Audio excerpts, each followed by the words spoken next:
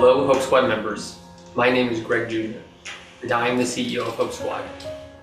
Let me begin by saying welcome, and thank you for taking the time to watch and learn from our national conference, produced by our amazing Hope Squad National Council. You as Hope Squad members are instrumental to all the work we do here at Hope Squad. Thank you for your dedication, your compassion, and your unwavering commitment to improving mental health in your schools and communities. Your willingness to notice the disconnection around you and be a champion and advocate for the lonely, the depressed, and the heartbroken makes a profound difference. By challenging the stigma surrounding mental health and using the power of connection to create safe spaces, you help others feel seen, valued, and heard. Your advocacy today is shaping a brighter future for us all. You're helping to build a world where mental health is openly discussed and where support is always within reach. And that's incredible work. This year, we are excited to empower our members with a new tool, the Hope Approach. With the Hope Approach, we are reminded to keep our heads up, offer support and acceptance, provide resources, and empower everyone to seek help and stay connected. These are the building blocks of the work you do every single day, the work that makes you the hope in Hope Squad. So, keep it up. Continue to lead with empathy and courage. Know that you're not only saving lives, you're making our schools and communities stronger, more supportive, and more connected. Remember, share the hope, save a life. Thank you for being here, and thank you for all you do.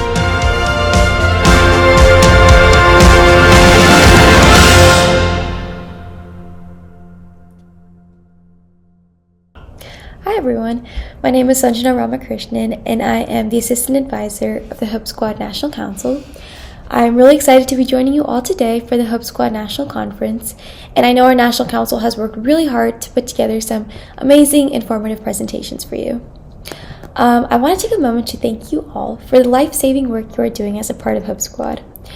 You are making your schools and communities better and safer spaces, and I know it isn't always easy, but your dedication, perseverance, and passion is creating change. I hope you take away something valuable from our conference today that will help you further Hope Squad's purpose of igniting change around the narrative of mental health and the associated stigma. I hope you were inspired today by all your fellow Hope Squad members to continue saving lives.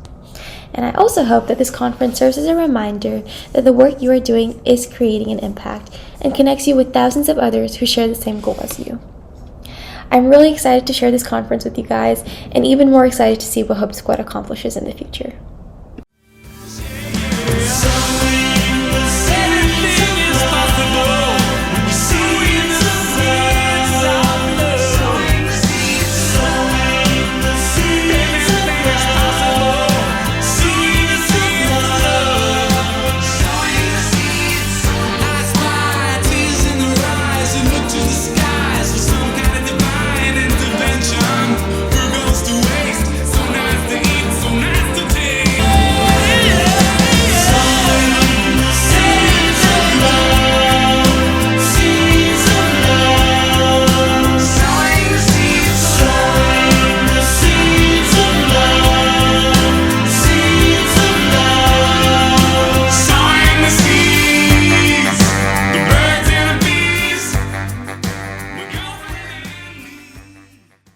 Hi, my name's Eliza and I'm representing Utah. We are so excited to be here with all of you tonight. Our topic is Planting Seeds of Hope, Ideas for Hope Week and Beyond. So you might be asking, what is Hope Week? Hope Week is an awesome event that allows for regional Hope Squads to spread the word about Hope Squad, suicide prevention, peer support, and more.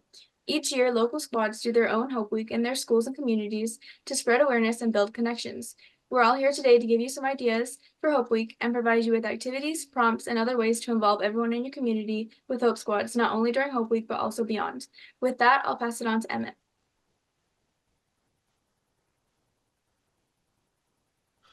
Activities in our school Hope Squads are super important to place your squad in a good light at your school. Much like any other organization, getting your name and mission out to the school community will help build traction and gain new squad members. Get approval from upper staff and maybe gain funding for bigger and better projects. However, the main three reasons these activities are important to Hope Squad is to spread hope and joy throughout our schools. Brightening someone's day and educating students on resources and methods to help with their mental health is the best thing we can do for our schools. And today we have 5 distinct themes for these activities: social interactions and connections, self-care, service, involvement of middle and elementary school students, and involvement of the community with Hope Week and beyond. For our first team, I'm going to pass it off to Kaylee. Hi, my name is Kaylee Pukua. I'm representing Utah. My theme is talking about social interactions and how to make friends/connections.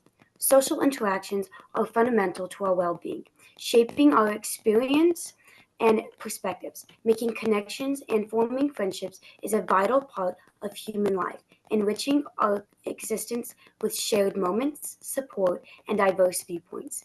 To make new relationships, open yourself up to new opportunities where you can meet some amazing new friends. Getting out of your comfort zone is hard. To help make it a little easier, try these couple of things. Actively listen, show genuine interest in others, and be authentic in your interactions. Remember that your friendships take time to cultivate, so be patient and allow natural bonds to develop. Embrace empathy, kindness, and a willingness to understand different perspectives, as these qualities can pave the way for meaningful and lasting connections. In a world where technology can sometimes dominate our interactions, prioritizing face-to-face conversations and quality time spent with others can be cornerstone of building strong and enduring friendships. Now for an activity. I challenge you to take 10 new people this week and invite them to hang out. Use what you have just learned to expand your circle of friends and continue to make others you feel loved and included. Just remember to be yourself and have fun. I would now like to pass it off to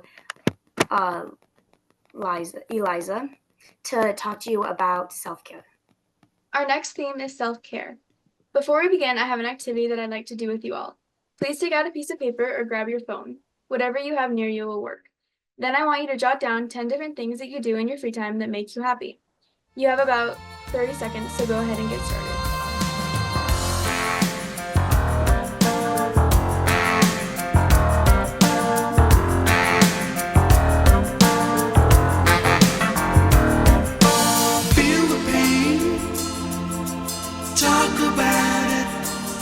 If you're a warrant man, shout about it.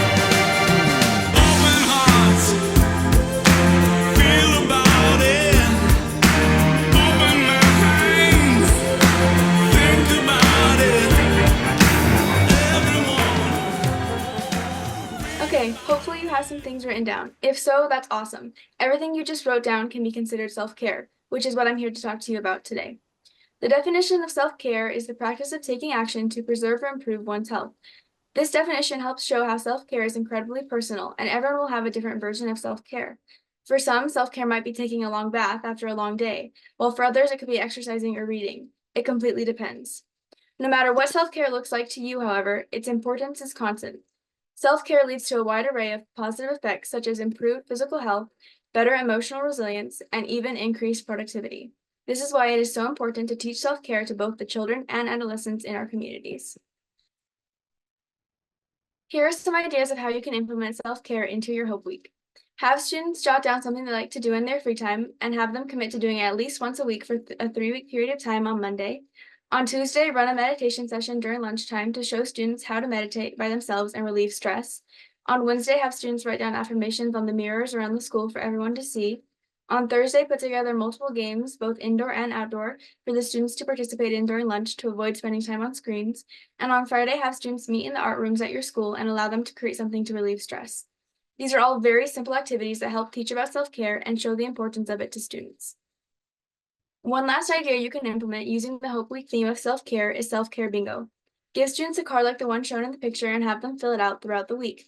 When they get a bingo, award them with a prize, and when they get a blackout, give them an even better prize. This can make Hope Week more interactive and get more people involved. Finally, I'd like to share with you one of my favorite quotes by Eleanor Brown. Rest and self-care are so important. When you take time to replenish your spirit, it allows you to serve others from the overflow. You cannot serve from an empty vessel. I think that this quote summarizes everything I've talked about today.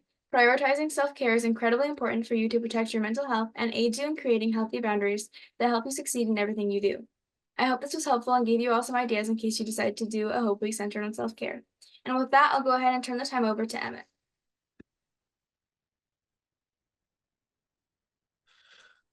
Hello, my name is Emmett, and I'm representing Florida, and my theme is service. Service projects are one of the biggest things we do as Hope Squads. They embody our goal to serve the community and put our name out there in our schools and counties. They also allow us to gain funds and provide goods for us and other organizations to help carry out our goal of hope for everyone. Right now, I want everyone in the crowd to think of something that you have done for someone else or something that somebody has done for you in this past week. How did how did they affect the mood of that person? How did they react? Did they smile, give thanks, or return the favor? This service can be as big as a gift or some gas money, or as small as washing the dishes for somebody that cooked you dinner. Margaret Mead once said, "Never doubt that a small group of thoughtful, committed citizens can change the world. Indeed, it's the only thing that ever has." And she's right. We as Hope Squad strive to be those thoughtful, committed citizens to those around us. Not only does this give a butterfly effect to people around you to inspire service and selflessness in others, it also is the first step in the right direction to changing your school and Hope Squad for the better and helping your community. So what is a service project? Truly, the simplest and most accurate definition is anything that provides help for your school, community, students, teachers, or even your own Hope Squad. Examples could be a canned food drive, notes to your classmates to help them throughout the day, and fundraisers to help support your Hope Squad and other organizations in your community. Service projects are pivotal to us because service projects help shape the community around us and help spread hope and resources throughout your school. They help raise funds for your Hope Squad and other organizations that will help your school and your community. And they will give people what they need, like food, clothes, and even toiletries. And they will help put your Hope Squad on the map in your school and hopefully attract new members and funds. Hope Week is a great place to implement service projects. Here are a few examples to help get your brains kick-started for new ideas to make Hope Week and other activities you do stand out and to help your Hope Squad. Food, clothes, or necessity drives for local homeless shelters and soup kitchens. Organizes student-led activity to provide teachers with food for lunch on a certain day, or hand out treats in the halls. Grab wooden clothespins and write inspirational notes on them, along with 988 and the Hope Squad logo. Hang up posters in front of doors giving a heartfelt message to appreciate your teachers and staff service to the school. Make a fundraiser such as a bake sale, selling chocolate, a raffle, or a car wash to raise funds for charity, homeless shelters, or soup kitchens. As you go on today, I have one last note to give you. Keep your thoughts flowing about these projects and activities and share the ideas with your peers. You won't know if you have a really good idea if you never share it with your officer or director. And maybe you'll find a new project that will blow away your school and really make an impact in our goal of hope for all. With that, I'll pass it off to Lily for our next theme. Awesome. Thank you so much, Emmett. Hi, I'm Lily Lutz. I'm from Utah. And for theme 4, we're going to be doing getting your elementary school and middle schools involved. So in case you were wondering why this is important, I have a video here. There was once a carpenter that lived by a river in the village near you. Every day, with his trusty hammer, he built boats out of wood. One day, as the carpenter was working, he looked out onto the river and saw a child trying to swim towards the shore. "Help," said the child, "the current is too strong." So the carpenter grabbed a boat and rescued the child. "How did you get into the river?" asked the carpenter. "I fell in upstream," said the child. The next day, when the carpenter looked out onto the river, he saw 2 children struggling to swim towards the shore. "Help!" the children said. The carpenter called out to another villager, and together they rescued the children. But the next day, there were 5 children, and the next day, there were 12, and soon the whole village was busy rescuing children from the river.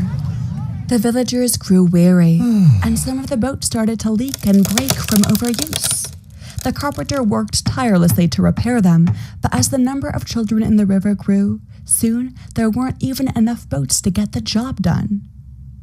One day, the carpenter asked himself a question. Why and how are so many children falling into the river in the first place? So he bravely ran upstream to find out.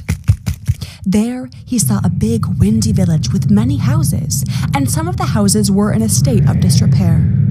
And when the wind blew especially hard, the houses creaked and cracked, and things were swept out of them and into the nearby river.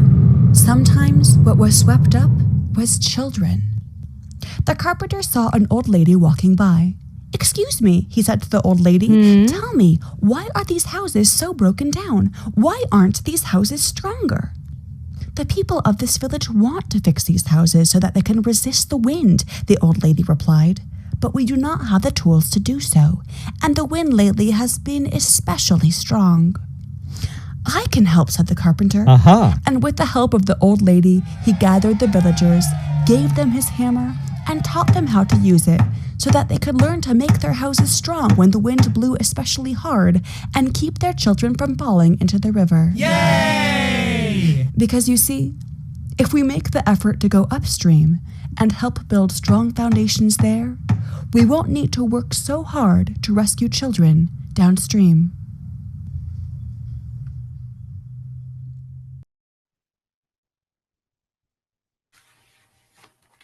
Okay, so as you can see, this video shows how getting elementary school and middle school kids involved is important, because if we can stop problems, like teach them how to deal with their mental health at a younger age, it will prevent them from having issues later on, and it will hopefully help the problem in high school too. Okay. So a few ideas of how to get elementary school and middle schools involved that you can do during Hope Week or just whenever in the year is you can go to their schools during their lunch or like recess and bring games and chalk and bubbles or whatever, and teach them like how to get along with each other, and you can play with them at recess. And if you can come up with a good activity to do during their lunch that can bring in a message of like kindness and hope or something similar to that, that would be awesome.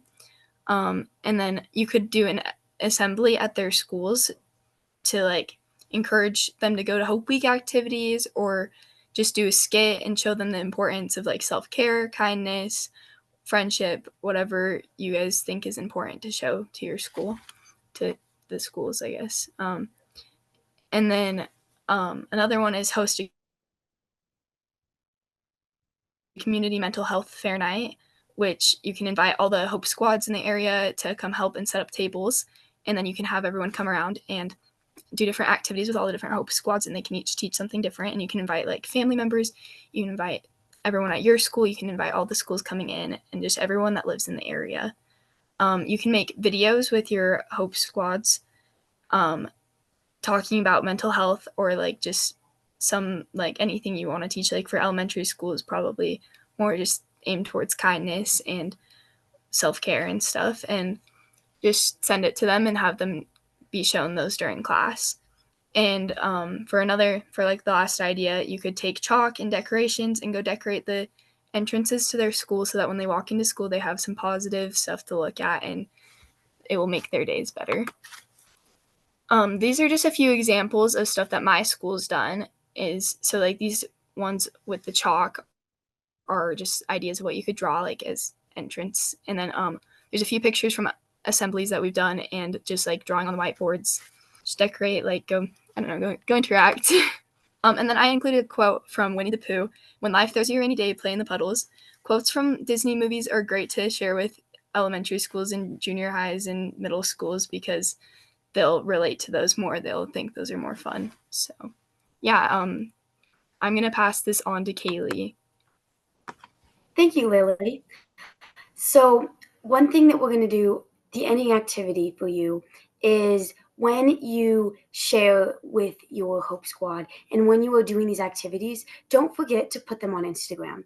Don't only share them with your school, but share them with your community and share them with others. You can find so many ideas for Hope Weeks and just so many ideas for activities in general. You can do this by looking up on Instagram, Google, and even the Hope Squad has a list of activities that you can do. One challenge I'm going to challenge you to is this week go and find some old Hope Squad photos and post them and share what your Hope Squad has done and use the hashtag share the hope. Other than that, I would like to pass it on to Lily for a quick summary and a goodbye. Awesome, thank you, Kaylee. Just a few key takeaways and tips to make your school's Hope Week amazing and all the future activities. Make sure to tie in a few key mental health strategies in your activities. You can use things from like the selfie method. If you don't know what that is, it's like sleep, exercise, social interactions, all those things. It's got some great ideas. And if not, you can use ideas from this PowerPoint. And make sure you also, second one is make sure your activities are engaging and fun. For the third one, it is share the hope throughout your whole community. So don't be afraid to invite elementary schools, junior highs, middle schools, and even parents, because with a whole community full of hope, it's going to have an effect on your high school too. And as I said earlier, it's always important to have an upstream approach. So for number 4 is advertise your activities. So make sure you're using social media to your advantage. That is like the number one way to advertise. So if your school can get an Instagram for your Hope Squad or a TikTok, that would be awesome. If not, you don't have access to that, get into your school's like announcements, make announcements at the end of the day, or get into like newspapers, all that. Another one is make your activities memorable. So make sure that it's something that people will like enjoy enough to where they're like talking about it in the future and will remember why you guys had that. Like, oh, do you guys remember when all the high schools came to our elementary school? Just make sure that people will remember what you guys did.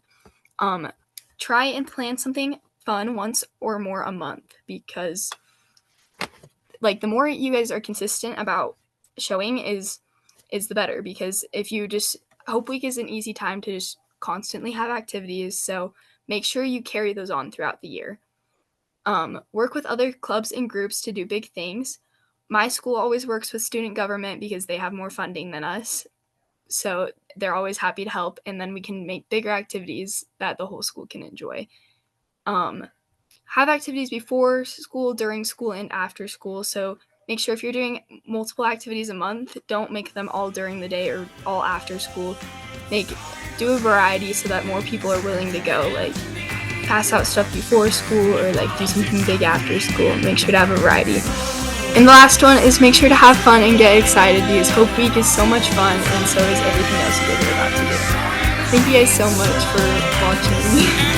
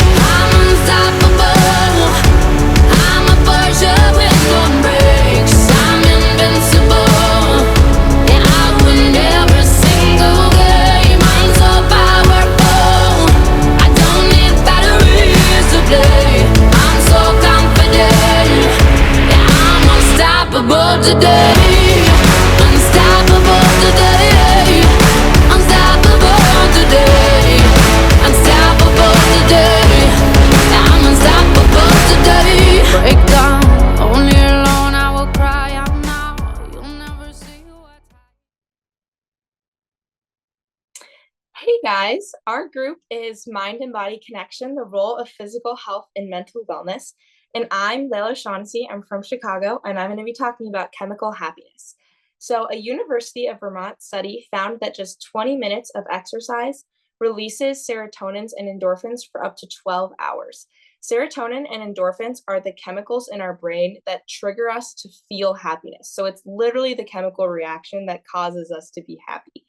And just 20 minutes of exercise can cause us to have that reaction for up to 12 hours. On the flip side of that, exercise also helps our body release cortisol and adrenaline, which are two hormones that cause us to go into fight or flight mode, which is essentially like how we experience anxiety. So 20 minutes of exercise both helps us produce more happiness hormones and helps us release the hormones that make us feel unhappy. Uh, in correlation with this, daily exercise has a lot to do with being outside more. And so, for being outside for just 30 more minutes a day can triple the amount of vitamin D that your body synthesizes. And vitamin D is super important to the production of endorphins and serotonin, which might be why you feel sadder in the winter, or like how ideas like seasonal depression develop, is because you go outside a lot less. You make a lot less vitamin D, and it makes it a lot harder to produce those hormones like endorphins and serotonin. So, just going for a walk outside, going for a run, stretching outside can really help you, can really catalyze the production of vitamin D. And that's going to help alleviate like symptoms of depression and also make you actually feel happier. Okay, so now we're going to stretch to get us into that active mindset. So if you can stand, now is a good time. If not, you can just stretch in your chair. We're going to start with a 15-second toe touch. So just reach down, touch your toes as close as you can get. No pressure if you can't touch the floor.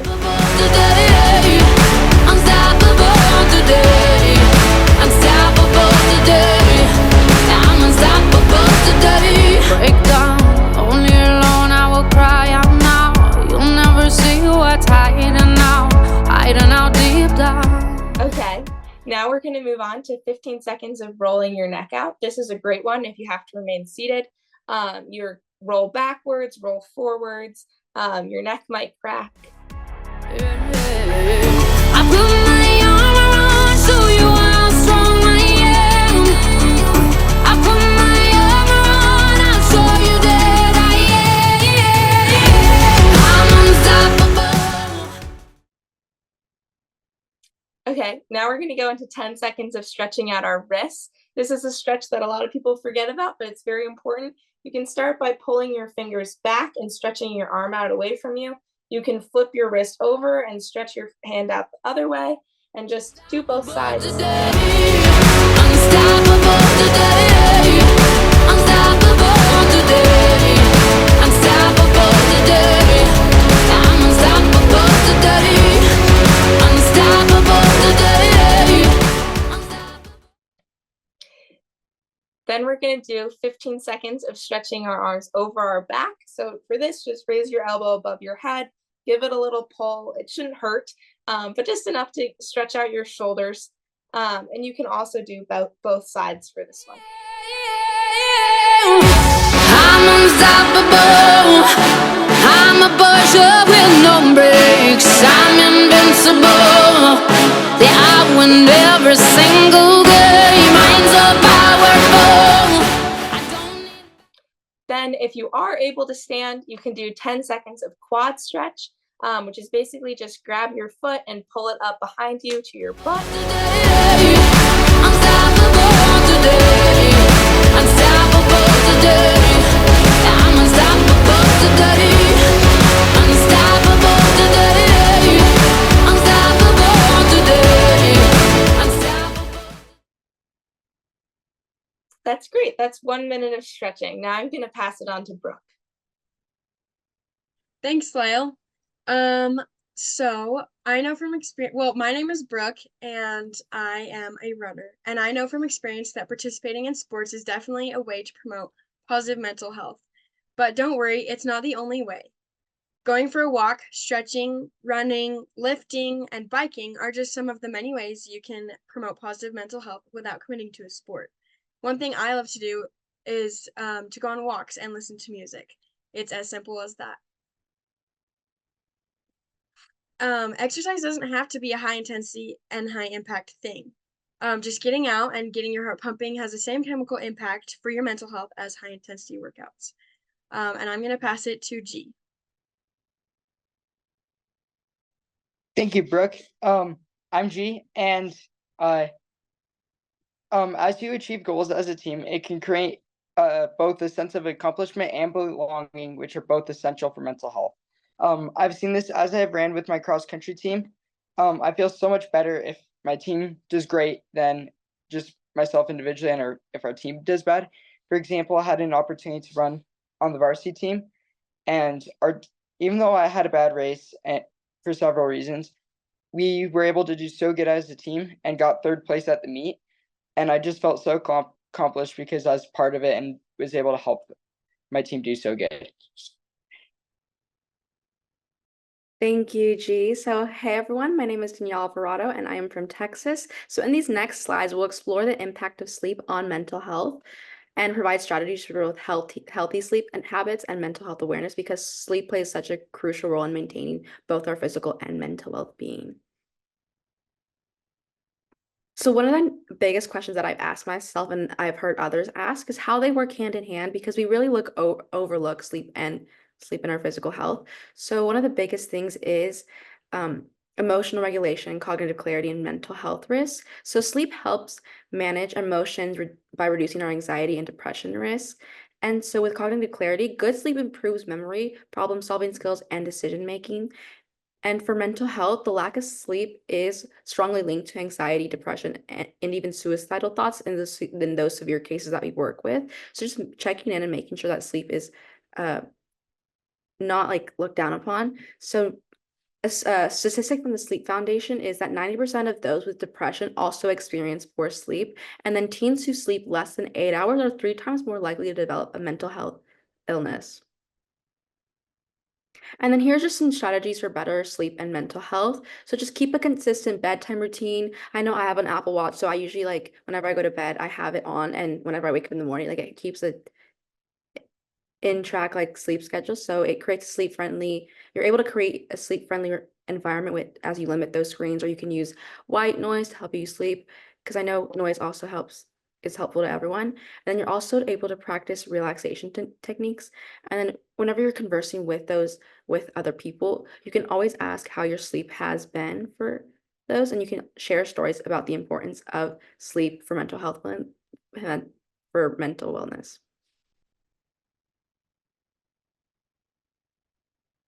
Next, we're going to go into the vital role of sleep in physical health. And there are benefits to this if you get enough sleep, which is just to help your immune system, chronic disease prevention, and it also help your brain and body function, because the lack of sleep raises the risk of obesity by 50%. So if you do get enough sleep, it'll strengthen your immune system, reducing the risk of those illnesses.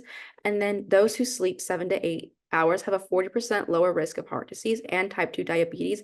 And a statistic from the CDC says that adults who sleep less than 6 hours per night are 30% more likely to develop a heart disease. So just make sure you get your sleep and all that. And then with brain and body function, sleep aids in muscle recovery and enhances cognitive function. So that goes hand in hand with our mental well-being. And then a quote from Dalai Lama is that sleep is the best meditation. And then in these next slides, you will understand this mind-body connection by maintaining a healthy mental state. So by focusing on eating well, we can strengthen both our physical and mental health, because nutrition is such a crucial role. And many of us look past nutrition, but it is very important whenever keep maintaining mental well-being. So the role of nutrition works in 3 ways, which is with our mood regulation, our cognitive performance, and our well-being, of course. So for mood regulation, about 90% of serotonin is produced in the gut. So a well-balanced diet supports gut health and serotonin production by improving, and it also improves mood and reducing risk of depression and anxiety. So I know that whenever I don't eat, in the morning for having a healthy breakfast, I can see a big shift in my mood and energy whenever I do eat and when I don't eat. So it is just really important to just eat something for breakfast. It doesn't have to be like a grand meal with like you have to cook, but just like always having something in your gut will help you. And so with cognitive function, nutrients like magnesium and zinc are essential for brain function, so improving memory and mental clarity. And whenever the brain is well nourished, people experience better focus and problem solving abilities. And then students who eat a healthy breakfast show 20% of improvement in cognitive tasks, such as memory and concentration, compared to those who skip breakfast or eat poorly. So as I said before, just keeping that in mind, and also mild hydration can impair cognitive function up to 30%. So it'll just lead to poor memory retention and decision-making skills. And then for your well-being, proper nutrition fuels exercise. So as Layla said in our first slide, it's like endorphin levels are able to help reduce stress if you just exercise. Just eating enough to support physical activity helps improve mental wellness through the release of feel-good chemicals. So they work hand in hand, which is good. So to help release chemicals like endorphins and dopamine.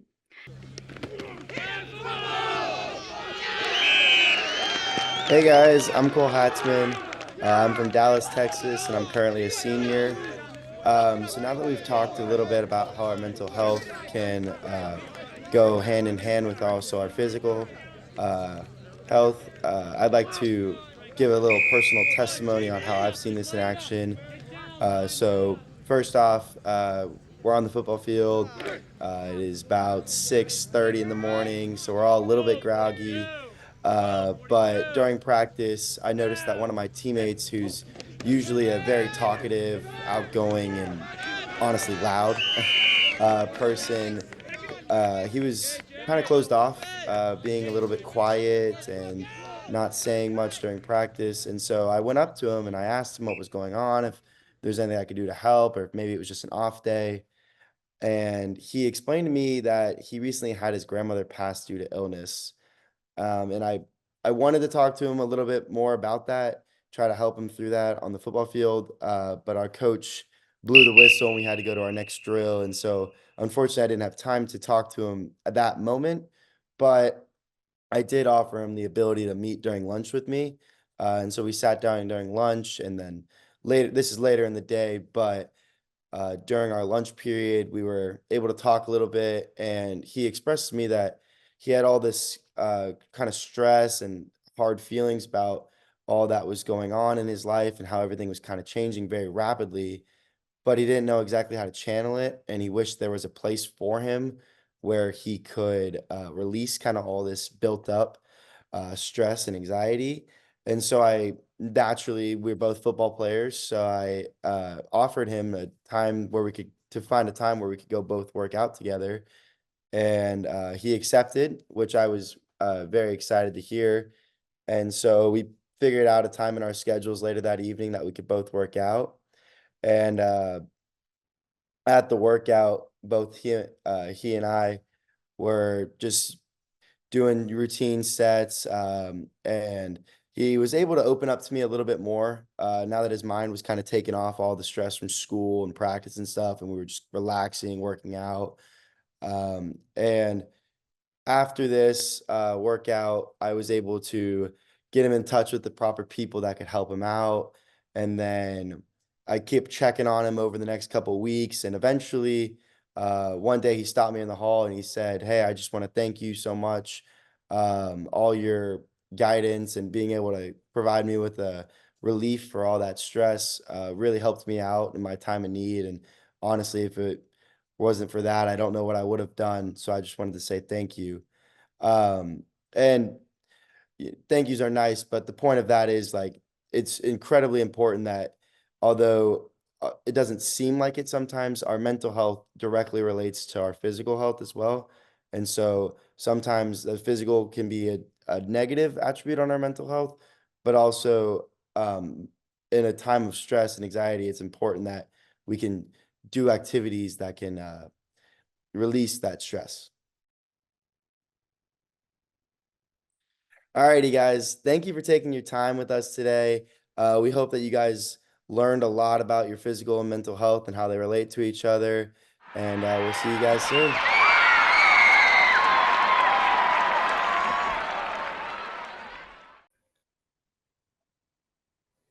Hi, my name's Amira. This is my 4th year in Hope Squad, and I'm from Wisconsin. And today, me and my fellow Hope Squad members are here to talk to you about having true strength and challenging the stigma surrounding mental health. I'm going to start by passing it off to Reagan. Hi. Hi, my name is Reagan. I am from Texas, and this is my 4th year on Hope Squad. And what we have here is defining stigma. So stigma is a mark of disgrace about a certain circumstance. And stigma, particularly surrounding mental health, is seeing someone in a negative light for having a mental health issue or having negative attitude towards mental health as a whole. And now I'm going to pass it on to Sahithi. Hi, my name's Saithi, and this is my 2nd year on Hope Squad, and I'm also from Texas. So a story that I have regarding stigma and mental health is one that's very sad. I faced a heartbreaking loss when a close friend of mine who truly struggled with mental health issues passed. And the reason for this is because when she was in need of compassion and help and just somebody to talk to, when she went to her family, they dismissed her struggles and they treated her mental health illness as if it was a choice or something. And they treated it like it was something that she was choosing to have. And that stigma of them having this, like, and obviously, like, they only think this because of the culture they grew up with. And so that stigma around that, the fact that mental health might be a choice kind of created like isolation for her, and later it led to her tragic decision that left all of us with unimaginable sadness. And I just want to say that this story is truly just a painful reminder of how important compassion is when somebody's going through something like that, and understanding the true power that stigma actually has and what it can do to somebody who's in that position, like my friend. And now it's your turn to turn around and talk to those about similar stories you've shared.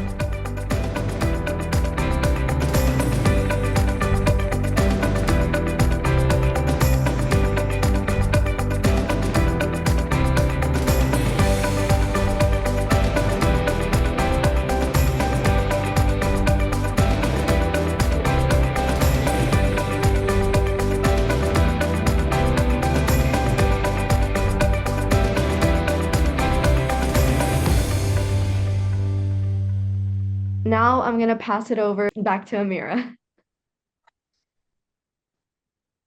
All right, we have some true or false statements about the stigma around mental health, and we want to see if you guys can guess whether or not it's true or false. So, our first statement is that stigma surrounding mental health issues can be reduced through education and awareness campaigns alone. I'm going to give you a few seconds to think whether or not it's true or false. And now we can see the answer.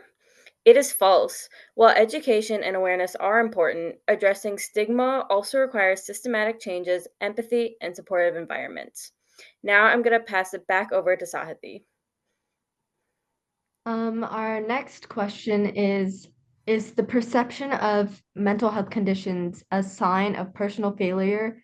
Or sorry, the perception of mental health conditions as a sign of personal failure can discourage individuals from seeking help. I'll give you a couple seconds to answer this. So if you said true, then you are correct, and that's because stigma and negative perceptions can create barriers to seeking necessary treatment and support. Hi, my name is Tyler, and I'm from Michigan, and this is my 4th year on Hope Squad, and today I'll be talking about ways to destigmatize mental health.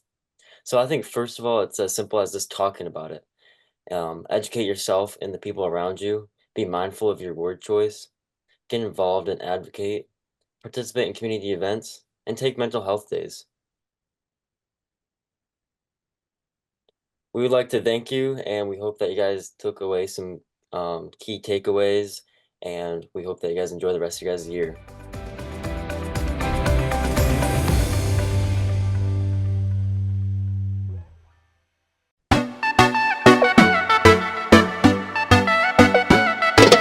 You are somebody that I don't know, but you're taking shots at me like it's Patron, and I'm just Hi, like, it's wonderful to see you all. We appreciate you taking time out of your busy schedules to watch our presentation, Hope for All, Building an Inclusive Hope Squad Community. Today, we will be discussing how to create a culture of inclusivity both in and outside your Hope Squad. Now, let's share some introductions so you can get to know us all better. My name is Olive Weaver. I'm from Ohio. I'm a senior, and my favorite flavor of ice cream is birthday cake. Hi, my name is Ava Zagata. I am from Michigan. I'm a junior, and a fun fact about me is I love Taylor Swift. You need to just stop. Hi, I'm Esma Malawi. I'm also from Ohio. I'm a senior, and a fun fact about me is that I love to play guitar. Hi, I'm Kinsey Kingston. I'm from Texas, and I'm a senior, and a fun fact about me is I've lived in 4 states and 7 cities. And our friend Kit also helped us create this presentation. Sunshine on the street at the parade, but you would rather be in the dark ages making back Inclusion is a universal human right. Inclusion aims to embrace all people. It is about giving everyone equal access and opportunities. Inclusion means creating an environment where everyone, regardless of their background, ability, or circumstance, feels welcome, respected, and valued. We want to foster a sense of belonging and ensure that everyone has a voice. Let's take some time to turn and talk with a neighbor about ways you feel included. Now would be a great time to pause the video and give yourself some time to turn and talk amongst yourselves. Now we see you over there on the internet, comparing all the girls who are killing it. But we figured you out, we all know now. We all got crowns, you need to calm down. You need to calm down. You're being too loud, and I'm just like, you need to just stop. But can you just not step on our gowns? You need to calm down. As we know, as members of Hope Squad, we aim to prevent suicide by implementing the instruction we receive into action. We also promote mental health and aim to build a sense of community among our schools. Inclusivity is such a vital part of our mission. To ensure our message is accessible and being received by the largest amount of the student body possible, it's important that each and every one of us takes the responsibility on to build connections. As Hope Squad members, connections are one of the largest tools we have to rely on. It's really important to establish strong relationships within your squad. Consider playing get-to-know-you games, building time for inter-squad bonding into your schedule, and being intentional about making strong friendships with all the wonderful people within your squad. Building relationships with members outside the squad is also really beneficial. This is where we're able to use the majority of our skills. Being a friendly and approachable face makes the hardest step for a classmate, new friend, or peer reaching out just a bit easier.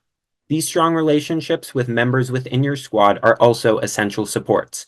Veteran members or other mentors can offer support and advice in instances where your advisors may not always be available. In a tweet that's a cop out, and I'm just like, are you okay?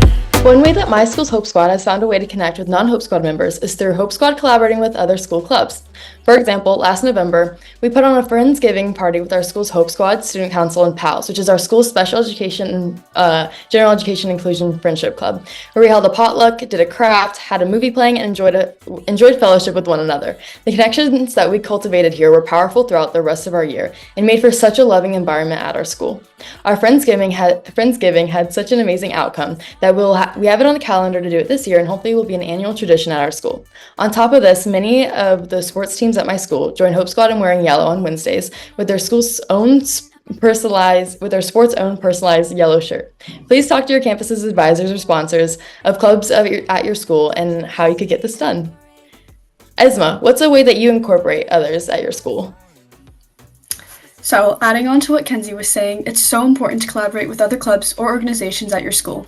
Here's an example of something my school does. Starting last year, every May we do something called Kaufman Compliments. It's where students and staff can submit a compliment for anyone. Then, during the school day, they will receive a hard copy of the compliment.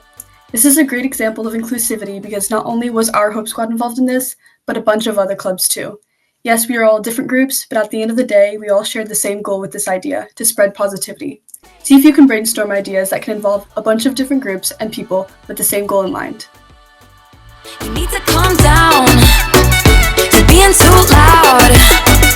And I'm just like, you need to just stop. Another way my school squad found success in infusing non-members in the mission of Hope Squad is through a social media presence. Our amazing advisor runs our account and posts any Hope Squad related events here. Events happening at our school lunches, Hope Squad, Hope Nights, dress-up days, meeting times, and self-care tips / reminders will all be posted on this Instagram. This way, we receive an engagement from both Hope Squad and non-Hope Squad members. We have even done a self-care challenge this past year over winter break to encourage the student body to practice healthy habits, even when our routine will look a little different while on break. It's our job to motivate our peers at school to advocate for this cause too. Now, let's do a group turn and talk and brainstorm ideas on how we can include non-Hope Squad members at each of our schools.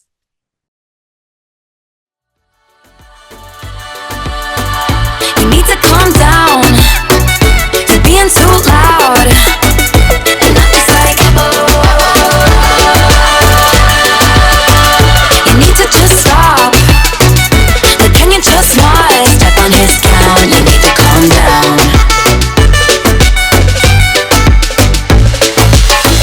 And we see you over there on the internet.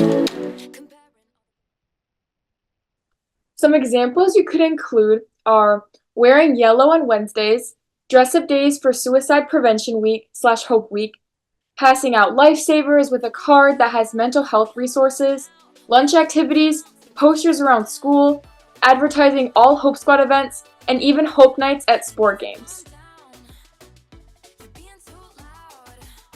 With this being said, Hope Squad is a mentality that we want to share with everyone. Saving a life takes everyone. Like, can you just not step on our gowns? You need to calm down.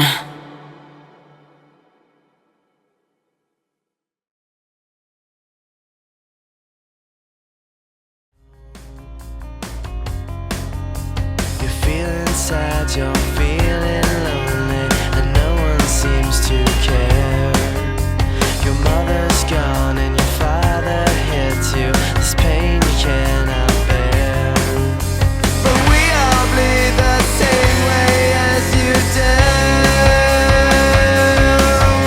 And we all have the same things to go through.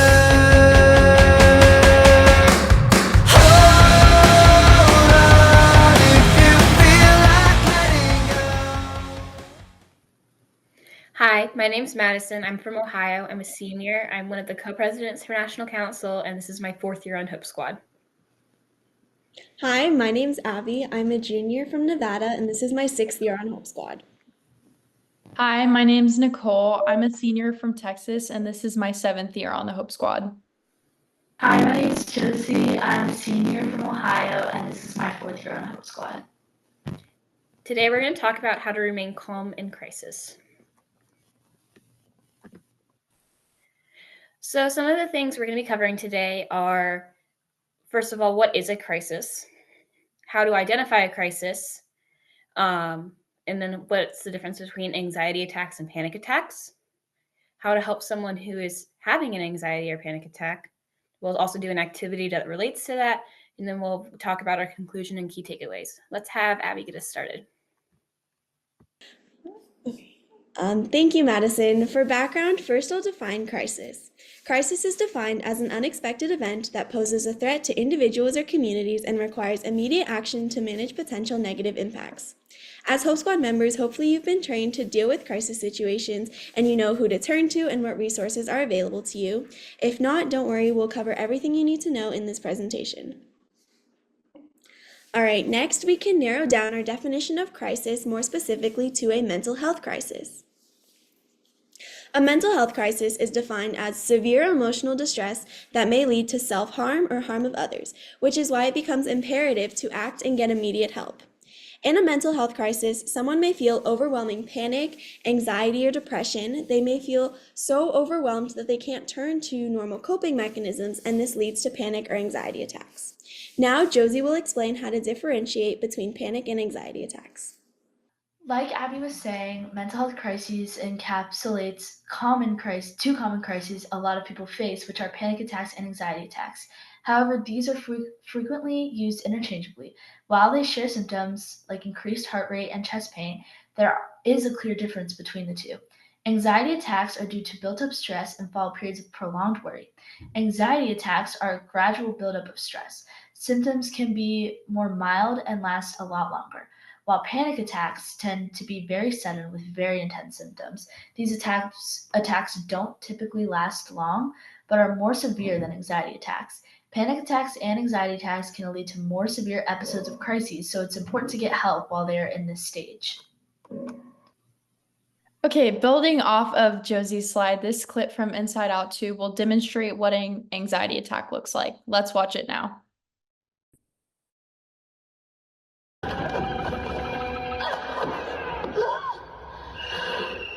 Anderson, penalty box, 2 minutes. No! Grace, are you okay? Grace, it all happened so fast. I didn't even see her.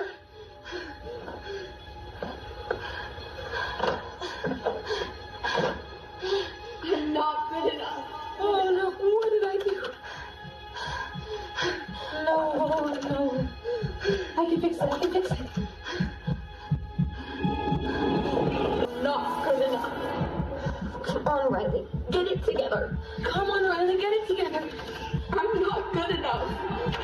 You have to. Okay, so we can pause the video now. As we can see in the video, this demonstrates Riley having an anxiety attack, and several of the physical symptoms of an anxiety attack are also exhibited. Okay, so how can we identify someone in crisis? Often there is a fear of death or loss of control. Another one, more physical this time, can be dizziness and nausea. Also trembling, a lot of sweating, and then the chills. Also just a feeling of numbness and having little to no emotional reaction to things, and then also feeling detached. How can I help? If you encounter someone in crisis, we want you to remember your Hope Squad training. All of these situations can be stressful, but remember that you are trained and have the knowledge to help someone. Stay calm, remember the resources, and just be present for that person. First, if you encounter someone in crisis, try to talk it out. Ask questions and really try to put their feelings into perspective. Often when we're overwhelmed, it helps to talk through with someone else instead of bottling up everything inside. Next, try to find a trusted adult to help, but never leave the person alone. If at school, find a counselor, social worker, teacher, or anyone that can help. If you're at another location and no help is immediately available, stay with them and try to use a grounding technique yourself. After the incident, it's important to follow up with them. Reach out again, stay in touch, and see how they're doing later. This can be a great way to form friendships and also look out for them in case of future incidents. Now Nicole is going to lead our activity.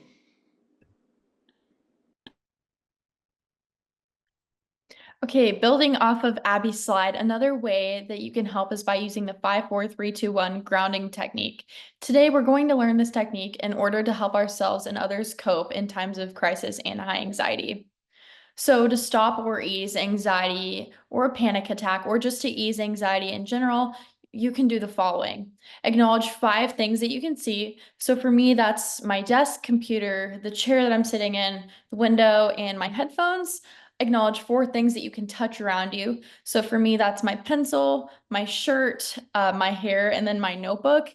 Acknowledge 3 things that you can hear around you. So for me, that's other people in my house who are talking, the people on this video, and some birds outside.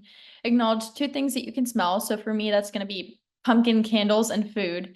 And then acknowledge 1 thing that you can taste. And for me, that's my Diet Coke. So now we're gonna play this 1-minute timer and do this activity.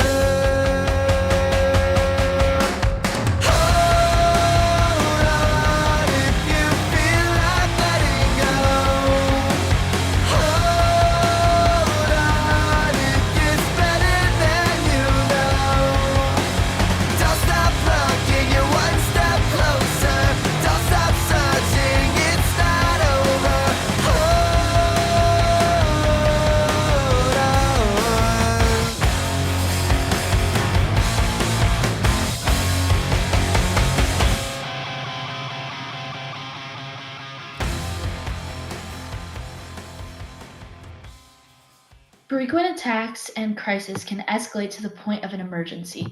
Please remember that if a situation escalates, you can call 988. This is an anonymous hotline that is available 24/7, and you can text or call with a trained counselor or social worker. Some situations, you as a young adult cannot help. Okay, so to wrap things up, crisis situations are preventable, and it is important to know what to do in these situations and to have a toolkit. Panic and anxiety attacks are very different, as we went over, and there are physical and emotional symptoms of both panic attacks and anxiety attacks.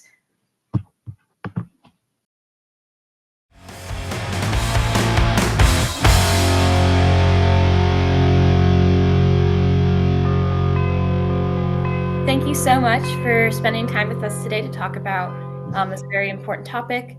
Thank you for all that you do as Hope Squad members, and we will see you another time. But I ain't worried about it right now. Keeping dreams alive. 1999 heroes. I ain't worried about it. Hello, we are the Burnout Busters. I'm Jasmine, and I'll be presenting with my other group members, Melitza, Riley, and Callie. So we must start off with the definition of burnout. Burnout is the state of emotional, physical, and mental exhaustion caused by excessive, prolonged stress. It occurs when you feel overwhelmed, emotionally drained, and unable to meet constant demands. As the stress continues, you begin to lose interest and motivation in what led you to take on a certain role in the first place, according to helpguide.org. Now, here are some signs of burnout, which are feeling tired, frequent headaches, self-doubt, and detachment, as well as minimal feelings of accomplishment. As we go into this presentation, we will follow Mel. Mel loves music and has found that she has not been able to enjoy music or any of her other interests as much due to stress caused by her schoolwork, as well as her extracurricular activities. My group member Melita will go into how school can contribute to burnout. Thank you, Jay, for the introduction. Hi, everyone. My name is Melitza, and I'm a senior at a high school in Michigan, and this is my second year in the National Hope Squad Council, and a fun fact about me is I'm the oldest of three. So I'm going to talk today about balancing the demands of school. So there's different reasons that school could cause burnout. So one of them being a work overload. For example, let's say you have 7 classes in a day, you come to your first hour, you get a homework assignment, same thing with your second hour. You then later find out you have a test in your 5th hour. That's by Wednesday when it's Monday. And you're like, shoot, I have to study for that now. And then by the time you look, you have this homework in all these classes. So that's one thing that could cause burnout from just trying to keep up with all that. And then part of what can make it hard to keep up with all of that is poor time management. So that could also cause burnout, along with unrealistic goals and then taking too much at a time. And also just unhealthy rivalries too. Like, for example, for those of you that are upperclassmen, let's say you've taken the SAT, your friend scores 1,530, and then you score like a 1470, that could cause like an unhealthy rivalry and trying to compare yourself. And finally, just family expectations. Let's say your family's been wanting you to get into Cornell for the longest time. Just trying to keep up with all those expectations to get into that school could cause burnout as well. So how can you overcome this burnout? Fortunately, there's plenty of ways you can do so. So one of them is to prioritize physical and mental health.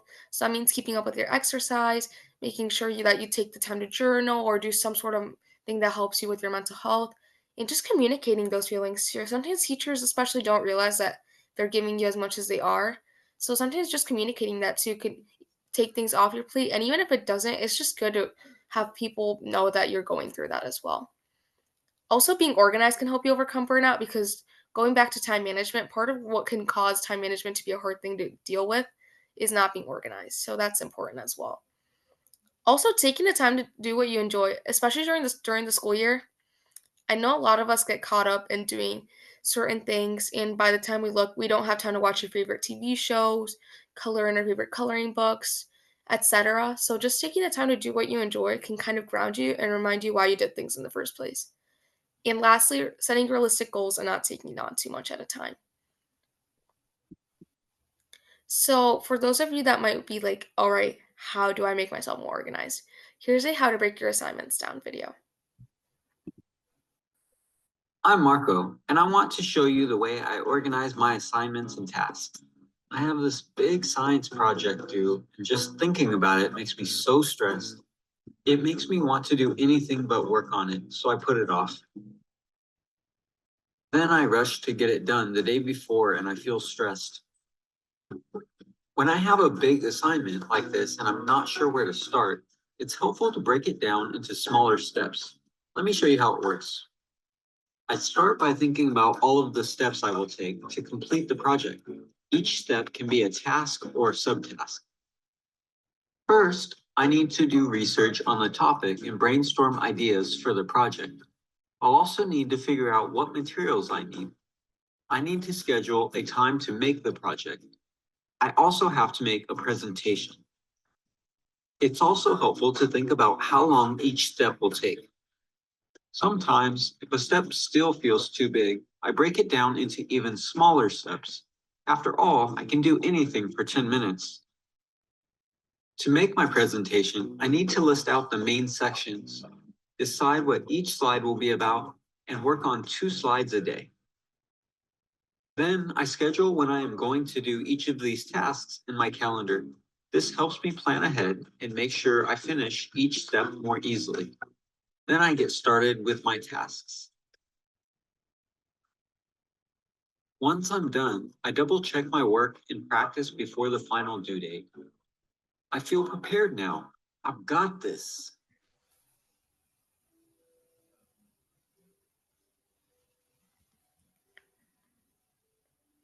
Okay, so now that that video is done, I completely agree that I think everyone's got this. Like, I think what helps is just trying to once again break things down. That's worked really well for me. Like, I have a spreadsheet. You don't have to be as detailed as I am. That's like color coded. That like shows me like when my assignments are due, and I know I actually make like one of the cells red when it's coming up.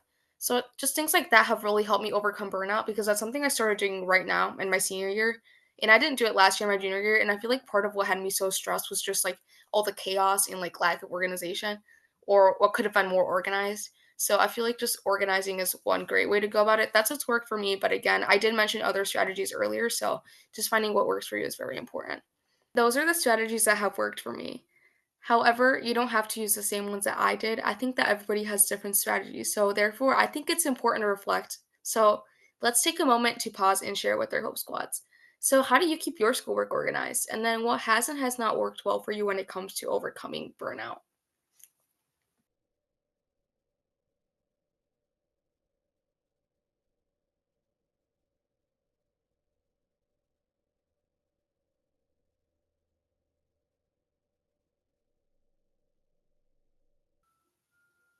Now I'll be passing it on to Riley.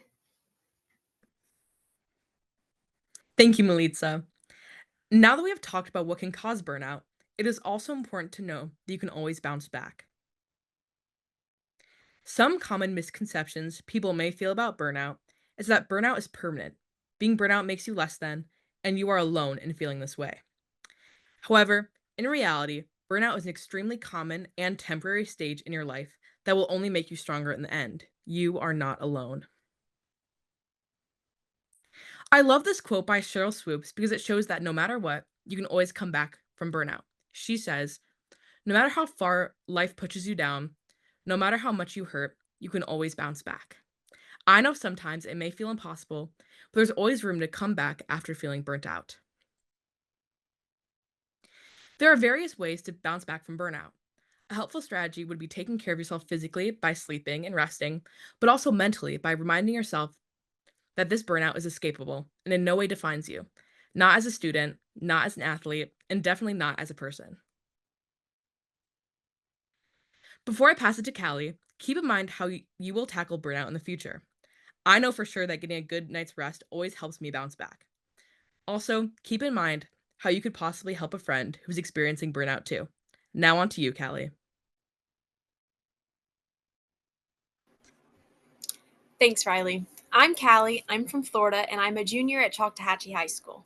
Now, let's discuss self-care and why it's so important, especially when we are feeling burnt out.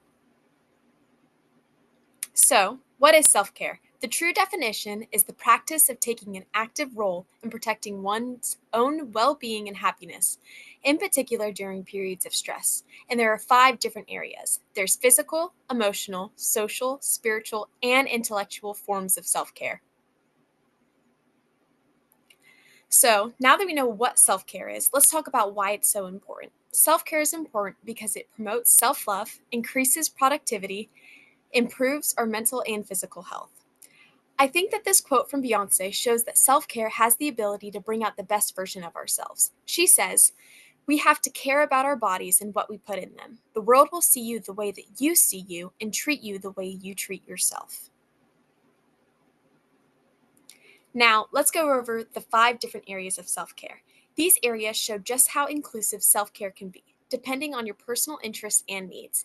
For each area, there are a few examples of activities that could help recharge your battery. Some of my favorites are exercising, journaling, volunteering, practicing gratitude, and taking plenty of screen breaks. Now, let's pair and share. Grab a partner and discuss these questions. What's your favorite form of self-care? What area of self-care is your favorite? And how do you incorporate it into your routine? I'll give you guys 30 seconds to talk about that. No stressing, just obsessing with sealing the deal. I'll take it in and let it go. But I ain't worried about it right now. Keeping dreams alive. 1999 heroes. I ain't worried about it right now. Swimming in the floods, dancing on the clouds below. I ain't worried about it.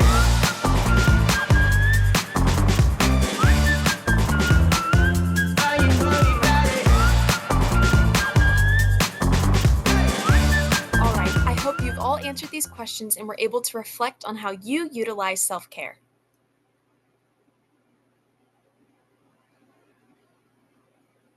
So, how does Mel recharge her battery? She was able to bounce back from burnout by prioritizing self-care. She listened to music, gardened, painted, and sang karaoke. Through self-care, Mel was able to balance her life, relax, improve her confidence, and sleep better. I hope that by incorporating self-care into your lives, you'll be able to experience similar results. Thank you for listening to Burnout Busters presentation, and remember that self-care isn't selfish. I ain't worried about it.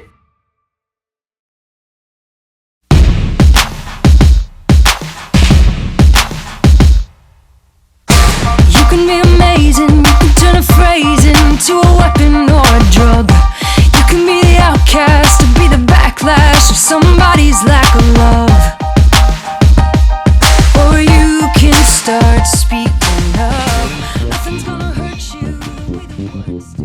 It's Reed, Danny, and Evan. Here we go. We're in the Hope Squad, just so you know.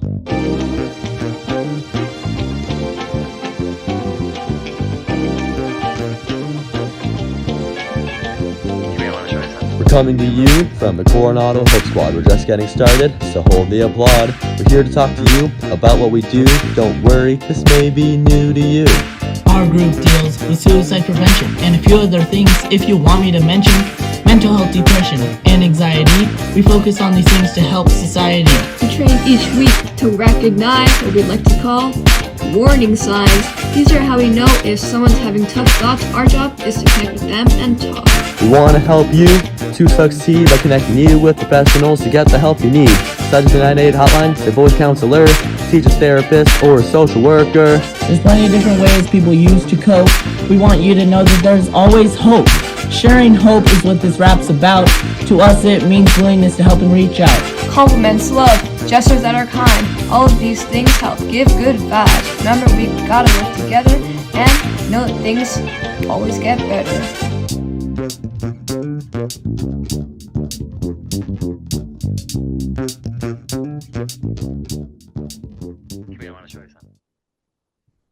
Hello, everybody. Today, we're here to talk about finding your voice and how to speak up and be heard. So, today we're going to start with introducing and advocating for mental health by El Riva, and then we're going to go on to Reality of Suicide by Braden Dean, and then Addressing Situations by me, Reed Gubler, And then we're going to go to Stigmatizing Diction, Phrases by Krisha Basu. And then we're going to end off at Implementation of Widespread Awareness by Mimi Strong. Hi, my name is Elle, and I'm a junior at Mason High School in Ohio, and it is my honor to present Introducing and Advocating Mental Health. So some people aren't fully informed about mental health and mental illness and don't understand its significance. But it's important to remember that 1 in 5 Americans struggle with mental illness, so it's a very prominent topic in today's world. Introducing mental health to others can be a daunting and scary thing, but it doesn't really have to be. It's important to stay patient with the person. Learning new things can be overwhelming, so expect questions and potential pushback. That doesn't mean that they're shutting you out or unwilling to learn. They're just doing their best to process new information and possibly working on undoing some internal stigma. I find it helpful to stay factual and informative. Staying clear, concise, and non judgmental can work wonders when getting through to a person. Also, it goes without saying that it's really important to be respectful of others, their opinions, and their ideas. You don't know what this person is going through or has gone through, so staying positive is the best way to approach the situation. Remember to take care of yourself as well. Having hard conversations isn't always the most fun thing to do, so make sure to prioritize yourself because you're amazing. Finally, I personally believe that hate stems from ignorance, and if someone isn't open minded about mental health and maybe is condescending or rude regarding the topic, it doesn't inherently make them a bad person. They genuinely may not know any better, and that's okay. More than half the people with mental disorders don't receive treatment. So, advocating for mental health and being a voice can help reduce the stigma and encourage others to get help. Advocating is very similar to informing, and it's really important for you to be educated about mental health as well, so you can correct misinformation with either facts or personal experiences. Going off my point with introducing, you may experience some pushback when discussing. So, this is your reminder to stay calm, positive, non judgmental, as well as informative. So now we're going to play a quick game of truth or false. So you can turn and talk with the people around you for a minute about the following facts and whether or not they're true or false. Everybody's been there, everybody's been stared down by the enemy, falling for the fear and dancing, disappearing, bow down to the mighty. Don't run, just stop holding your tongue. Maybe there's a way out of the cage where you live. Maybe one of these days you can let the light in. Show me how big your brave is. Say what you wanna say and let the words fall out. Honestly, I wanna see you be brave with what you wanna say and let the words fall out. Honestly, I wanna see you be brave. And since your history of silence won't do you any good.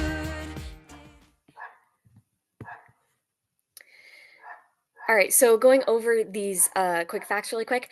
More than half of adults say they've been personally impacted by suicide. This is true. 1 in 6 youth ages 13 to 18 have considered suicide, and that is false. It's actually 1 in 5. 1 in 25 adults live with serious mental illness like depression, schizophrenia, or bipolar disorder, and this is true. And then over 3.5 million people have made a plan for suicide. This is also true. And then 2 million youth 12 to 17 have been diagnosed with a major depression. False. It's actually over 4 million. So thank you for playing, and I hope you can take something out of it. And now I'll pass it off to Braden. Hi guys, my name is Braden Dean. I'm a junior at Walnut Grove High School in Prosper, Texas, and I'm so happy to talk to you guys about the reality of suicide. So when it comes to addressing the reality of suicide, suicide is one of the major leading causes of death in the United States, especially in the ages of teenagers and adolescents. One major issue regarding higher deaths by suicide is the way that it's addressed. And today I'm here to talk about what we can do / implement to allow for correcting the way that we talk about deaths by suicide. So suicide is a very hard topic to talk about, especially with people like in teenage years. They do not want to talk about it. Like they will just completely shut down. And I've experienced this before, and it's like people just do not want to talk. So things we can do to fix or to kind of lead them in the right direction is talk about some of the more correct vocabulary, words, and phrases regarding suicide. We can focus on not romanticizing someone's death by suicide. So when I say romanticizing, I mean like not like not like being hopeful about their death, but like kind of honoring them in the correct way. And then I'll also lead into that by saying honoring the way that they lived instead of focusing on how they died. So we need to honor the way that they lived and not focus on the way that they died, and that be the only reason that their life, quote unquote, matters after they passed. And having intentional conversations and implementing the right approaches. I wonder what would happen if you say what you want to say and let the words fall out. Honestly, I want to see you be brave with what you want to say and let the words. So today I'm gonna play a game of A or B, and we just have three quotes, and you're gonna choose which one should we use when we're talking about deaths by suicide.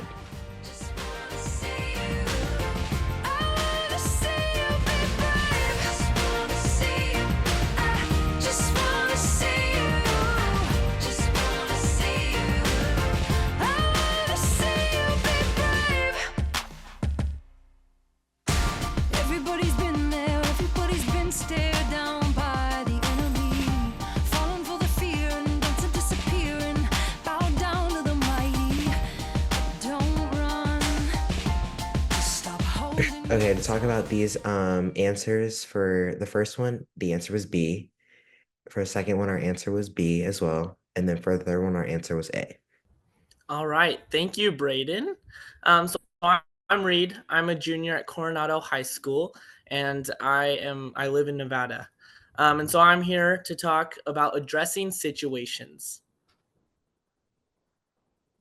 So I have little bullet points on how to address situations and how to address and how to just go up and initiate conversations with others around you. And so I'm going to kind of lump these together in columns. So for kind of number 1 and 4, you have to pay attention to those around you. When you go throughout your daily lives and you become acquainted with others around you, you start to notice like behaviors and habits. And so then once someone maybe acts out of that norm or does something different, maybe, they start taking naps in class when they're always on top of things. Or maybe they start always wearing hoodies when they're more of a t-shirt type of person. When you start to notice those different behaviors or those changes, that's something to look out for, to maybe, hey, you doing all right? For number 2 and 5, it's good to learn people's names. It's good to start learning who's who and get acquainted with the people around you, because then, there's nothing that feels better than just someone to come up to you and be like, hey, yo, what's up, Reed? And it shows that someone cares and like someone knows you, and it shows that they cared enough to learn your name. And then going over to 3 and 6, pay attention to your own conduct. How you act reflects on others. We tend to be leaders of our school, and like, so how you act is an example to others around you.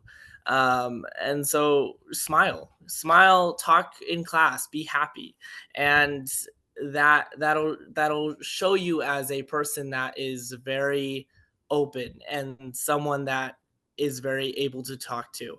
And so if they start seeing you as this person who is always talking, always happy and smiling, they'll be more likely to come talk to you if they have a problem.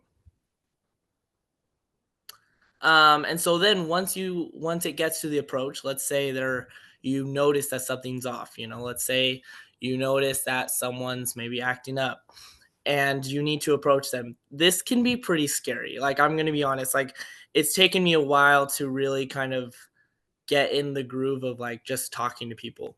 But I've kind of come up with this idea, I guess. Like, first, always smile. I already went over this, but if you're smiling and you're being happy, they're going to be more likely to be happy. Number 2, be calm about it. Like, it doesn't need to be this big rush or ramble thing. Just be calm and subtle. Always introduce yourself and ask what their name is. Or if you already know their name, start with that. Hey, what's up? What's your name? Or, call them my name. And then be forward with them.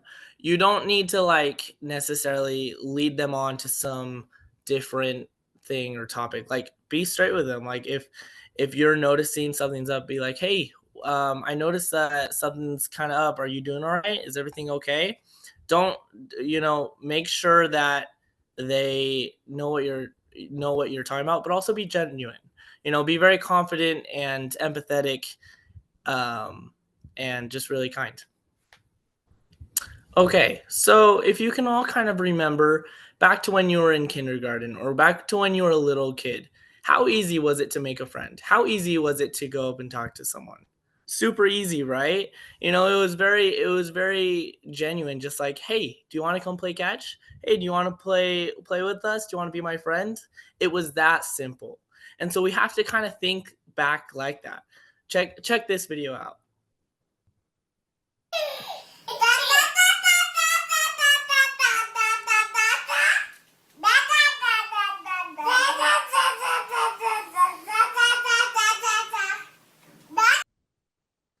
As you can see, these kids get along perfectly and they're just able to talk to each other freely, even though they don't even know how to speak.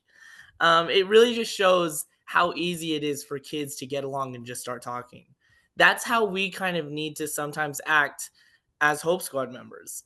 So kind of just some pointers when talking to someone, compliments. They're great icebreakers. Just talk about, hey, I like your shoes. By the way, yada yada yada yada. Find commonalities, like, aren't you in my same chemistry class, or don't you know my friend Johnny? Find icebreakers and things that you can quickly find in common so that you can then start talking to them about a more serious matter. It also can never hurt to show someone you love. It's something that I found very kind of complicated, because sometimes like I'll go up and talk to someone and they won't want to talk to me back. But I know that they're going to go home and be happy that someone recognized them that day. And that's always important to know. So let's practice with this. Please take the next minute or so and turn to your partner and practice being the one to approach someone, and then practice being approached. If you say what you want to say and let the words fall out, honestly, I want to see you be brave with what you want to say and let the words fall out, honestly, I want to see you be brave. I just want to see you, I just want to see you, just want to see you.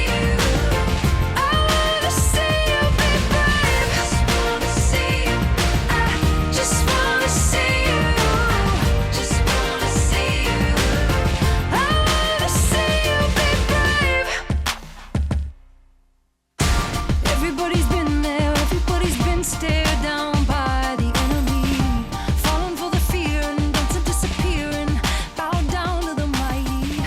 All right, now over to Krisha. Thank you so much for sharing, Reed. I will be talking about stigmatizing diction and phrases. I am from California and I've been on Hope Squad for the past 4 years, and this is my second year serving on the National Council. So I'm really excited to be here with you today, and let's get started with a quick practice. So I'm gonna have you guys give me a thumbs up if you think the phrases I show you are considered stigmatizing, and a thumbs down if you think these are not considered stigmatizing. So let's start. The first one is, he's so weird, must be a psycho.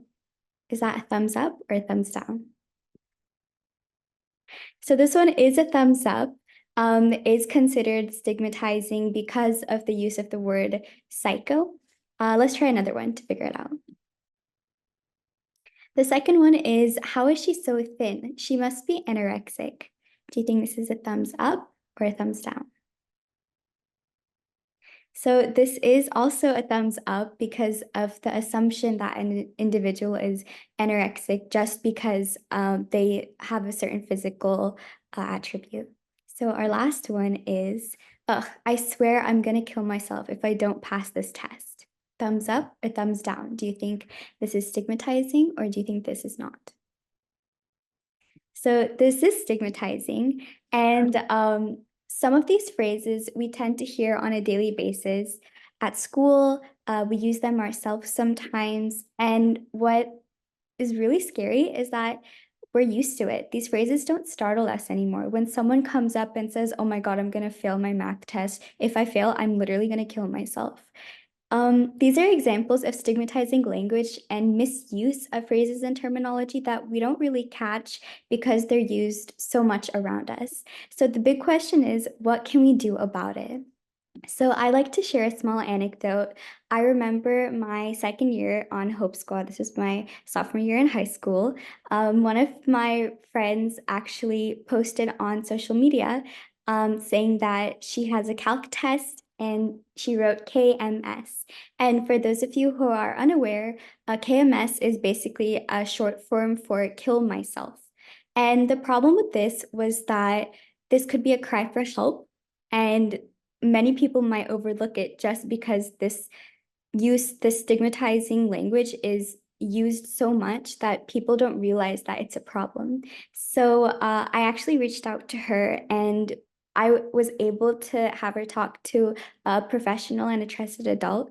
And so this is just one example. I'll go over a couple of things that we can all do to be a little bit more mindful towards our specific language. So the first thing is avoid hasty labels and stereotypes. So when you think of something, catch yourself. Say, hey, you know what, before I slip up, or even if you say it, say, hey, you know what, I shouldn't have said that. It's not right.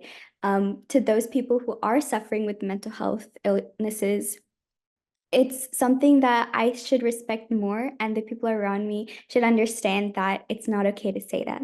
The second thing is to be mindful of both your language and the language of those around you. So it's okay to tell someone that when they say, "Oh my God, I'm gonna kill myself," you can say, "Hey, you know what? I know you're struggling, but please don't use that language. I really want you to know that I care about you, that we all care about you, and there are different ways for us to express our sentiments instead of using language as such. And if you do feel like the individual is using that very literally, then please go ahead, seek help from trusted adults and professionals." And the third thing is to let others know when they are using mindful language in an incorrect way. So I often come across situations where I'm telling other people, hey, you know what, it's not okay to say that. And then they make fun of it. And so at that point, personally, it gets kind of disappointing because I understand the severity of it and other people don't. But it's important to know that when you're putting in the effort and that person is told once that what they're saying isn't appropriate, then maybe next time they say it, they will think about what you have said and avoid using any more stigmatizing language in the future. And the most important part to remember is that we are all learning and growing together. I myself catch myself using stigmatizing language, and then I say, you know what, I shouldn't have said that, I'm sorry. So help each other, you know, you can have others help you can help the people around you, and always remember that we're growing together. So I'm gonna pass it off to Mimi. Thanks, Krisha. Today I'm Mimi and I'm in Lincoln, Nebraska, and I'm going to talk to you about widespread awareness around your communities. Suicide is the leading cause of death in the USA. Many people are personally affected by suicide, and our research efforts are being provided and many strategies are being released to prioritize preventing suicide. Talking about suicide is a very serious and hard topic, which is why it's important to spread awareness. Some ways you can do so are hosting a gatekeeper training at your school or in your community, suicide prevention walk or run, videos at school about suicide prevention, speaking at games about suicide, and Hope Week at school. Now we're going to take 30 seconds to talk with those around you about how you can spread awareness to others about suicide. Increasing awareness ideas could be having in-person conversations with people, using social media wisely, sharing your personal experiences with others, educating yourself, listening to those without judgment, eliminating the stigma, knowing the risk factors, and knowing the warning signs. Let's raise awareness about suicide and help those realize that it's okay to ask for help. Thank you so much for listening to our presentation.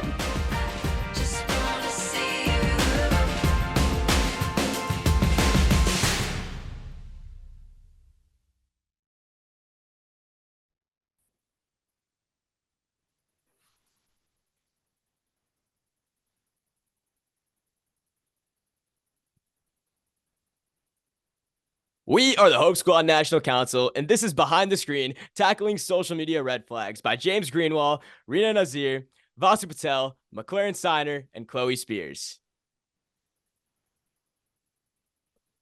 Before we get into it today, let's meet the team. All right, hi, I'm James Greenwall. I'm from Logan, Utah, and I'm in 12th grade. Hi, I'm Vasu Patel. I'm from Michigan, and I'm in 11th grade. Hi, I'm Chloe Spears. I'm from Louisiana, and I'm in 11th grade. Hi, I'm Rina Nazir. I'm from Ohio, and I'm in 12th grade. Hey, y'all. My name's McLaren Steiner. I'm from Florida, and I'm in the 11th grade. Social media red flags are serious warning signs that indicate an issue varying on the context of the situation presented. And keep in mind, it's important to be aware of red flags in order to protect yourselves as well as others in your community to ensure that interactions online are safe and respectful. Okay, so for breaking it down, we're going to be looking at the warning signs of like social media. So first, we're going to start out with green flags, which are your positive indicators. Some examples of green flags would be just respectful communication and overall transparency in supporting others while online. Yellow flags are your caution signals, and this can indicate potential issues, but that aren't yet a full-on issue. So that would be vague responses and just lack of transparency. And then finally, you have red flags, which are your warning signs. And this is really something you need to be looking out for because that can indicate some harmful behavior. And that could just be somebody having aggressive language or saying possibly life-threatening statements while online. So when you're identifying these red flags, there's going to be 5 major steps that will help you. So first off, it's going to be monitoring language and tone, which is paying attention to posts that use concerning language, such as expressions on hopelessness, despair, or self-harm. Abrupt changes in tone can be significant. Number 2, identify frequent topics. Look for reoccurring discussions about mental health struggles, especially if individuals share depressing experiences or negative feelings. Number 3, track engagement patterns. Notice if users who typically engage positively suddenly become withdrawn or stop participating. A decline in social interaction can indicate underlying issues. Number 4, watch for crisis signals. Be alert for posts that indicate immediate danger, such as references to suicidal thoughts or harmful behaviors, and prioritize them for immediate intervention. And last but certainly not least, number 5, utilize mental health hashtags. Monitor hashtags related to mental health. Increased use of these hashtags, especially with negative connotations, can signal rising concerns in the community. Thanks, McLaren. Now let's talk about the reality behind the screen. When talking about red flags, it should be clear that they come in various shapes and forms, meaning they can appear across any and all social media platforms. These can be seen in posts, reposts, comments, someone's following lists, even in someone's texts, saved and liked videos, and even furthermore, their hashtags. All right, on to an activity. Is it a red flag? We're going to show you a social media post with a little bit of context, and you're going to turn and talk to the people next to you and decide whether or not it's a red flag. Novin is in your home economics class, and you follow his Snapchat story because he's always posting lighthearted memes. As you are catching up with all your friends, you see a post from Novin saying that he just wants to feel something, so he took a lot of over-the-counter medicine. Turn and talk with the people next to you for the next minute or so. Money and now we don't even speak. I drove miles and miles, but would you do the same for me? Oh, honestly, offered up my shoulder just for you to cry upon. Gave you constant shelter and a bed to keep you warm. Yes, this is indeed a red flag. This post shows someone revealing themselves taking an excessive amount of medicine to feel something. This is definitely a red flag, and you should approach them about their post. Substance abuse is something very dangerous and should be taken seriously. On to the next post. This post is from a random Instagram mutual that you don't know very well. Is this post a red flag? No farewell. So before I save someone else, I've got to save myself. I gave you all my energy. Yes, well, this post is more of a yellow flag. While this post may not be as direct as the last, it is still something that refers to suicide as an outlet and should be taken seriously. We would consider this a yellow flag. Depending on the person, the meme could mean exactly what it says, or it could be a joke. Either way, you should approach the person who posted it and check in to make sure. Now let's discuss how you should respond to these red flags. When approaching someone about a concerning post, there are 3 main steps to remember when responding to red flags on social media. The first step is to develop a communication plan. This is a plan made ahead of time to lay out how you will proceed in a situation where someone has many red flags on their social media. This can include ways to start a conversation as well as what to do after. Remember to communicate empathetically and effectively during conversations like this. The second step is to use platform reporting tools. Familiarize yourself with reporting features on each platform and their guidelines. Make sure to provide context, reasons, and explanations why the context is disturbing when reporting something online. The third step is to follow up on the situation. If you reported something on a platform, check back for feedback or updates. Make sure to check in with the person who you are concerned about and talk to them about what's been going on lately to make them post something so concerning. Check in with that person as frequently as needed and make sure to show your support.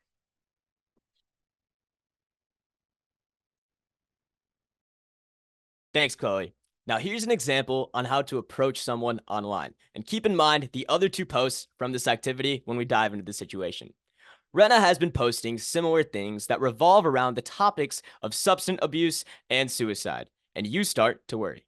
When addressing a situation like this, be sure to communicate your worries with a gentle and sincere voice. And remember, you're a human talking to another human. It's okay to use appropriate language that's similar to the context of the situation and is appropriate to their age gaps.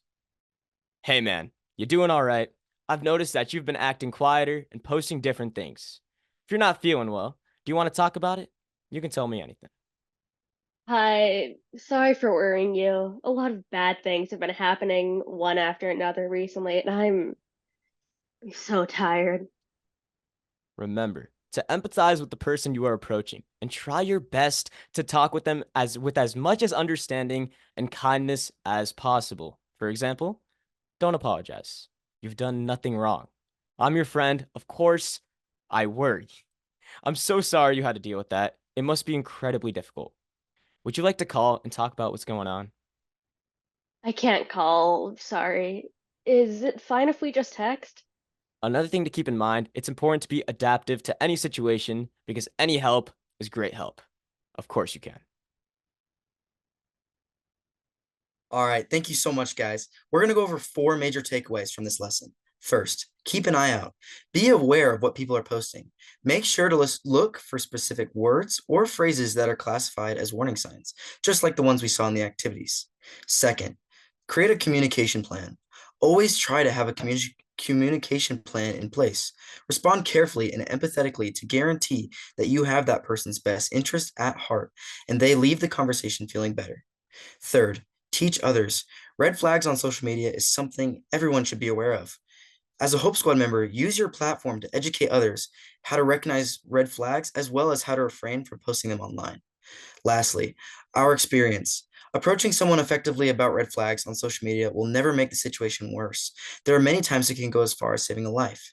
And this is seen in my own life.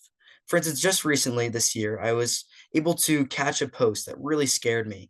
My friend, who I'm not going to necessarily say their name, posted something that was really scary, and I was worried.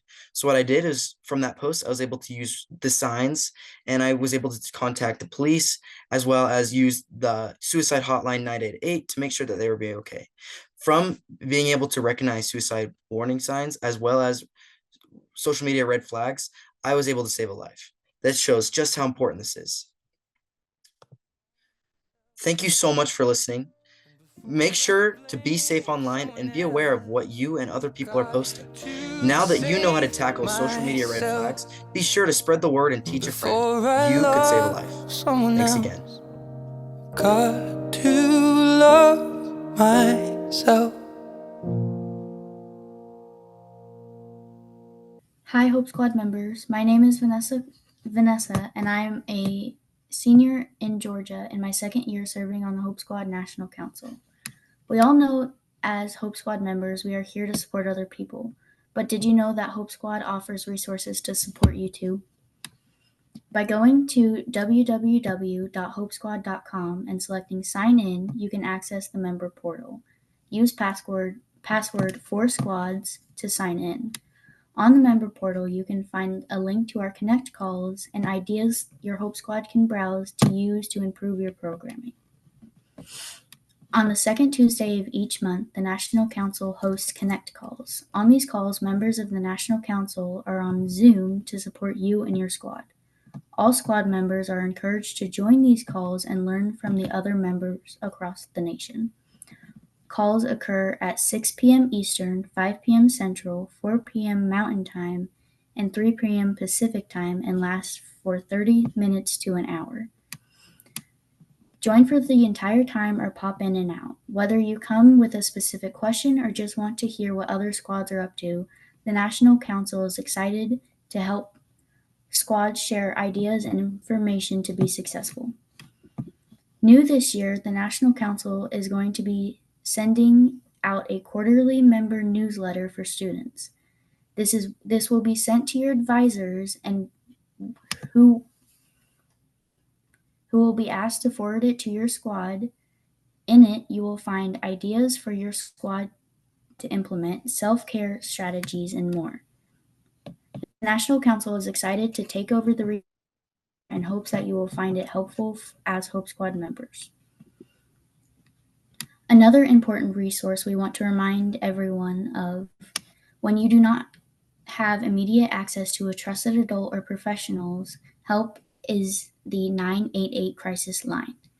It provides free and confidential support 24/7 to individuals in distress or crisis, as well as those helping someone through distress or crisis. Finally, I want to mention that you have the opportunity to be a resource to all Hope Squad members by serving on the National Council next year. Squad members going into their junior or senior year of high school are invited to apply for this opportunity, which allows you to impact Hope Squad programming and spread hope beyond just your squad. Applications will become available in late February and are due by April 1st. Ask your advisors to watch their emails for announcements related to this opportunity, or email sarah@hopesquad.com and ask to be alerted when applications are out. I want to challenge you to join us on a Connect call this year. As a squad, consider having one person each month responsible for signing on and reporting back to your group the ideas they gain.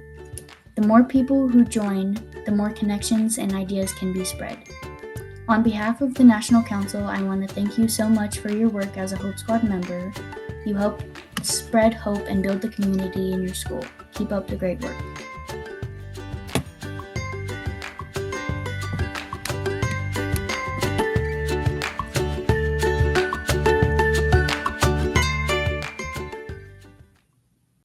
Thank you very much for joining us today.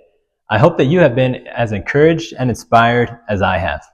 My name is Noah Cannon, and when I was in high school, I served as a part of the Hope Squad National Council. Now, I continue to share the message of hope by visiting schools throughout the state of Utah.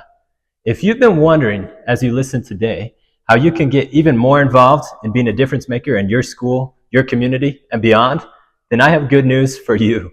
Every year, the Hope Squad National Council receives applications from folks going into their junior or senior year of high school who have served at least 1 year on the Hope Squad. So if you are interested in getting even more involved in preventing suicide and being a support to your peers, then please look for those applications, which will be available through the member and advisor newsletters that are coming out soon. And before we go, I just want to share with you one more important message, and it's a message of gratitude. You see, you don't always recognize or get to know the full story about the influence and the impact that you have on the lives of the people around you.